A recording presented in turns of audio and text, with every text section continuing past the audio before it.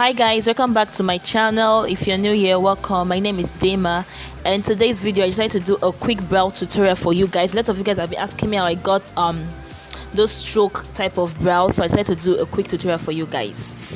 And let's jump into the tutorial.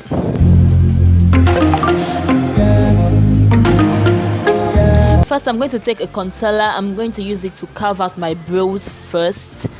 And some people like to conceal their brows after they've filled it in and groomed it, but I like to conceal before I fill in my brows. So I'm going to use a concealer, the Elegant Pro one in the shade Cool Tan. This is just like 2 shades lighter than my skin tone. You don't want to use something really light. Just look for a concealer that is like 1 shade or 2 shades lighter than your skin tone. So I'm using a brush from Reed Techniques. I'm going to leave the name of this brush in the description box. So I'm going to carve out my I'm going to conceal underneath my brows, then blend it down, and just make it look a bit seamless. For our brows, I'm using a brow pencil and also a gel brow. So for the brow pencil, I'm using the one from Flawless Ivy, and this is in their number 3, I think so. This is the Flawless Ivy brow sculpting pencil. So I'm just going to use it to outline my brows first. I outline from the bottom, and then I'm going to outline the top also, and just fill in the sparse areas.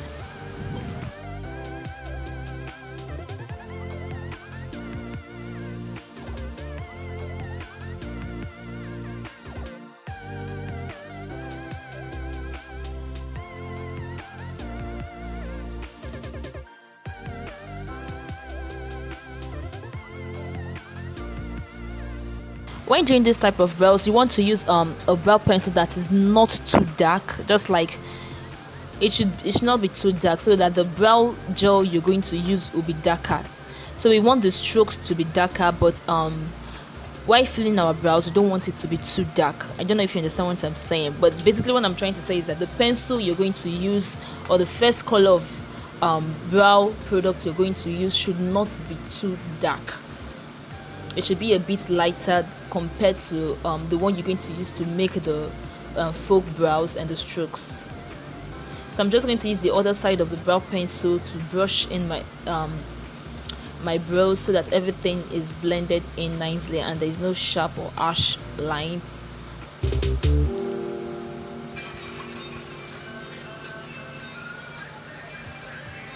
Also, I like to brush my hair downwards, because if you can see in the video, after I brush the hair downwards, you can see there are some sparse areas that the brow product did not get to. So I like to brush the hairs down and then fill in those areas also. Then I brush it back into place. Now for the brow gel, I'm using a flat angle brush. You want to make sure the brush you're going to use is very flat and thin, because we want to make strokes, like thin strokes. So make sure the brush you're going to use is very thin, and if you can, I use my fingers to press it together to make it even more flatter. So we're going to dip into the brow product and just create strokes. I'm using light hand and the front part of my brow. I'm not going too heavy at the front part of my brow. I'm just using light strokes. Like, I'm not applying too much pressure to the front part of my brow. So at the front part of my brow, I'm creating like a straight lines, little straight lines. But when I get into the middle parts, I'm creating the strokes according to the shape of my brow. If you can see, the front part of your brow is always straight, but as it gets into the middle, it's kind of slanted. So the front part of the brow should be straight, but as you go into the middle, you're going to slant the strokes and not make straight strokes. You can see what I'm doing.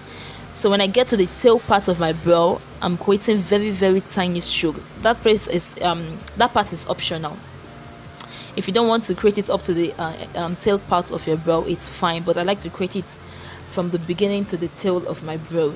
So after I create the strokes, I'm going to use a spoolie to brush everything in. You can leave it like this, it's totally fine. Most people leave it like this, but I still want mine to be a little bit more natural and not too harsh and sharp. So I always go in with the spoolie to brush everything in together, and just make it look like I applied it effortlessly. Like, it's not that forced or sharp. So there you can see it. Our brow is complete. I'm going to do the other eye off camera and I'll be right back.